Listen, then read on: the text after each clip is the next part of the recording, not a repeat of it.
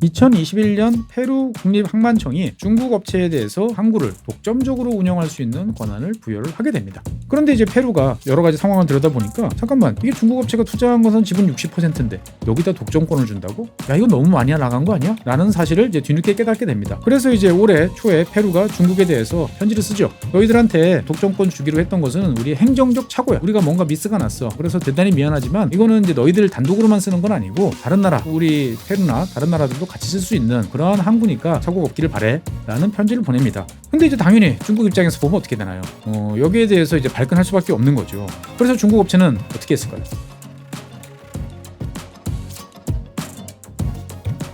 네, 안녕하세요. 최준영입니다. 오늘은 여러분들이 좋아하는 나라 중국에 관한 이야기입니다. 요즘에 중국에 관한 이야기가 너무 많은 것 같은데 사실 그럴 수밖에 없어요. 지금 전 세계에서 제일 잘 나가는 나라 그러면은 미국, 중국 두 나라인데 우리나라 분들은 미국보다 더 중국에 관심이 많은 것 같아서 제가 몇 가지 더 준비해봤습니다. 여러분들이 이제 지난 10년 동안 제일 중국에 관해서 많이 이야기 들은 것 중에 하나는 이제 1대1로 사업이라고 저는 생각을 합니다. 그래서 전 세계 항구도 짓고 그다음에 철도도 놓고 여러 가지를 많이 한다고 그러는데 결과가 뭐냐 이런저런 이야기가 나옵니다만 이제 한 10년쯤 시간이 지나고 나니까 몇 가지 사항에 대해서는 결과가 이제 확실히 나오는 것 같습니다.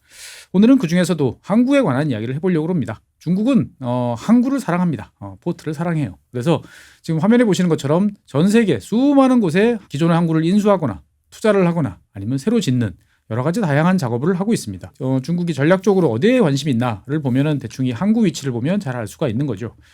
그런데 실제로 이제 이 지도상에서는 아프리카에 대해서 그렇게 자세하게 나와 있지는 않아요. 아프리카에 관련된 지도를 찾아보고 깜짝 놀랐습니다. 현재 지금 화면에 보시고 계신 거는 아프리카에 있는 항구에 투자하고 있는 또는 건설하고 있는 중국이 관련되어 있는 항구들의 목록입니다. 거의 아프리카 대륙을 서쪽, 동쪽 할 거 없이 뺑 둘러서 중국이 관련되어 있는 기업들이 항구를 인수하거나 운영하거나 건설하는 그러한 모습을 이제 볼 수가 있다라고 이제 볼 수가 있겠습니다. 그래서 실제로 보면 여러분들 잘 아시는 유명한 항구, 함부르크라든지 로테르담 이런 이제 유럽 지역의 항구들도 중국 기업들이 들어가서 이제 인수하거나 여러 작업들을 하고 있습니다.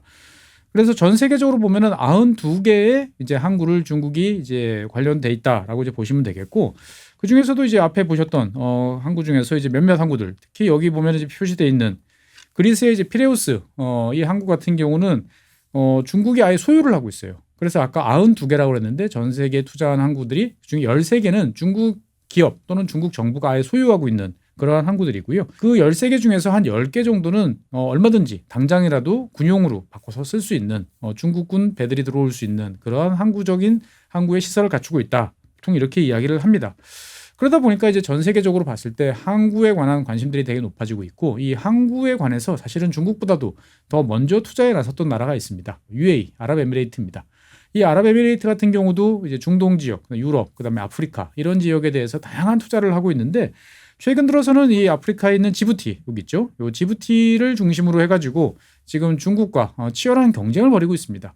사실은 먼저 굴러온 돌은 UAE입니다. UAE가 원래 이 DP월드라는 회사를 앞세워가지고 이 지부티에 항만을 인수를 했는데, 여기에 대해서 이 중국이 참여를 하면서 오히려 이 UAE를 밀어내려고 지금 여러 가지 작업을 하고 있다라는 기사가 나오고 있습니다. 그러니까 어떻게 보면 한쪽에서는 UAE와 중국이 여러 가지 합작 사업도 하지만 또 한쪽에서는 치열하게 경쟁하는 이러한 모습이 연출이 되고 있는 거죠. 그래서 아프리카뿐만 아니고 최근 들어서 중국은 저 북쪽 여러분들이 요즘 더워지면 좋아할 만한 노르웨이 저 북쪽에 있는 항구들도 이제 투자를 지금 하고 있습니다. 최근에 이제 약간 이슈가 됐던 게 노르웨이 최북단에 위치한, 그것도 이제 러시아하고 경계에 아주 가까운 항구인 이제 시르케네스라는 항구가 있습니다. 사람 한 3,500명 정도 사는 정말 조그만한 그런 지역이에요. 지도로 보시면은 여기 러시아 접경 지역에 바로 있고요. 그 다음에 이제 사진으로 보시면 정말 별거 없는 황량한 지역에 있는 이 항구인데, 이 항구에 최근 들어서 갑자기 중국의 6개 기업, 섬유, 자동차, 건설 등등의 명목을 내건 이제 중국 기업들이 투자하겠다라고 나서고 있습니다. 그러니까 어떻게 보면 중국 입장에서 봤을 때 향후에 이쪽 이제 북극을 향하는 여러 가지 북극 항로가 발달됐을 때 이 지역을 거점으로 해서 뭔가 비즈니스를 하겠다라는 상업적 목적이 좀 보이는 것 같기도 하는데, 다른 한편으로 보면 러시아 바로 옆에, 그리고 이제 나토 국가인 노르웨이, 뭔가 좀 기분이 찜찜해라고 하는 생각이 많이 드는 거죠. 그러니까 어떻게 보면 항구라는 것은 큰 돈이 들고 오랜 시간이 걸리기 때문에 선뜻 새로 만들거나 확장하기가 쉽지 쉽지 않은 이제 그런 이제 인프라 중에 하나입니다. 뭐 우리나라 같은 경우도 90년대 초반 뭐 이럴 때 보면은 지금 부산 신항 이런 거 건설한다고 그래서 정말 엄청난 돈을 투자하는 작업들, 그다음에 광양항, 뭐 투포트 사업 이런 것들을 국책 사업으로 이제 전개했던 기억이 나는데, 이런 이제 큰 돈을 중국 기업들이 턱턱 내고 있다라고 생각하면 상당히 좋은 거죠. 받아본 입장에서 보면. 근데 다른 한편으로 보면은 그 중국 기업이 혹시나 또 무슨 사고를 치지 않을까라는 이제 걱정도 좀 되는 게 사실입니다. 그러한 걱정을 이제 실제로 옮기는 사례가 최근에 등장을 하고 있습니다. 이야기의 주 무대는 이제 남미 페루입니다. 페루는 아직 여러분들과 이야기를 나눠본 적이 없는데, 페루는 이제 아래에 있는 칠레와 더불어서 상당히 많은 이제 지하 자원을 이제 보유를 하고 있습니다. 하지만 이제 칠레처럼 많이 이제 그 수출은 아직 못하고 있는 이제 이러한 상황인데, 이 칠레 위에 있는 페루에 최근에 중국이 항구를 투자한 사업이 있는데, 이것과 관련해서 페루와 중국이 약간의 이제 지금 분쟁을 이제 빚고 있습니다. 그 대상지는 이제 상카이라고 하는 지역입니다.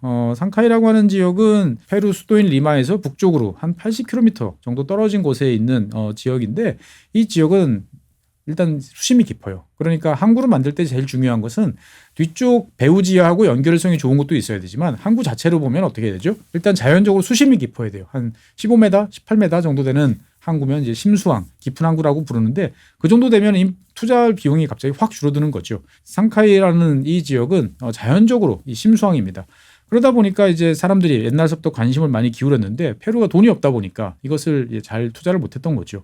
그래서 페루 입장에서 봤을 때는 이 상카이 지역에다가 항구를 건설을 하게 되면 자기네 나라 지하 자원을 중국으로 수출하는 것뿐만 아니고 옆 나라인 브라질, 뭐 브라질은 남미에서는 대부분 다 이제 옆 나라죠. 브라질 같은 경우도 중국으로 향하는, 중국에 대해서 막대한 양을 수출하는 이제 콩 같은 경우를 원래는 배에다 실어가지고 이렇게 파나마 운하를 통해 가지고 중국으로 수출을 이제 해왔는데, 그럴 거 없이 바로 옆 나라인 페루로 보내서 이쪽으로 가면 거의 한 2주일 이상 시간을 세이브할 수 있다라는 생각을 하게 됐던 거죠.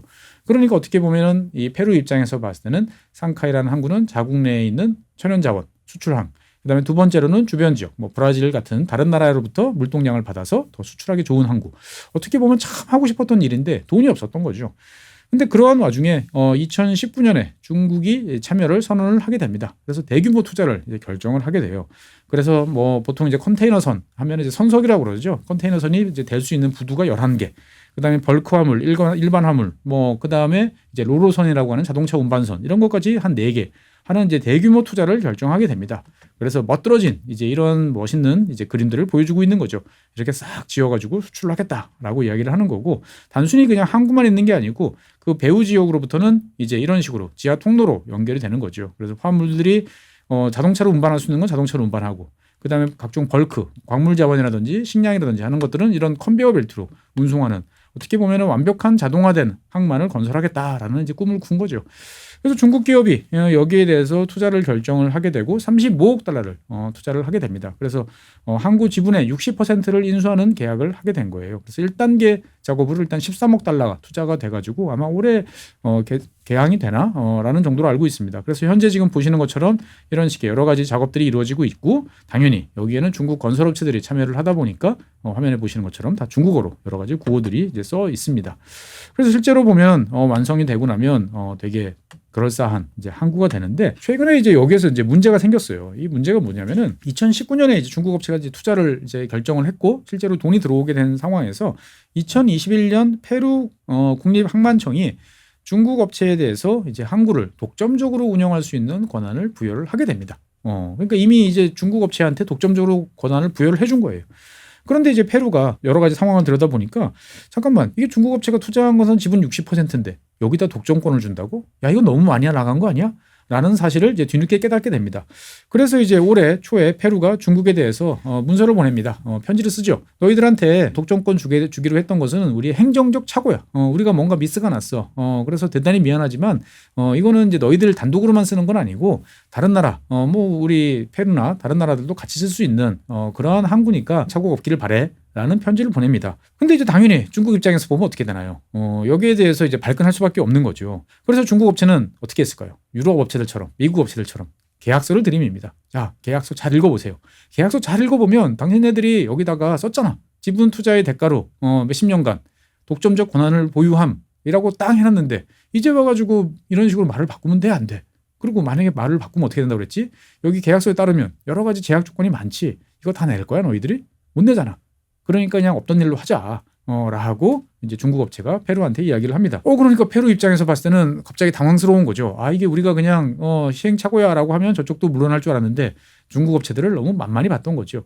그래서 일단은 자, 뭐 뭔가 서로가 오해가 있었던 것 같으니까 이야기를 해보자라고 지금 협상을 시작을 했습니다.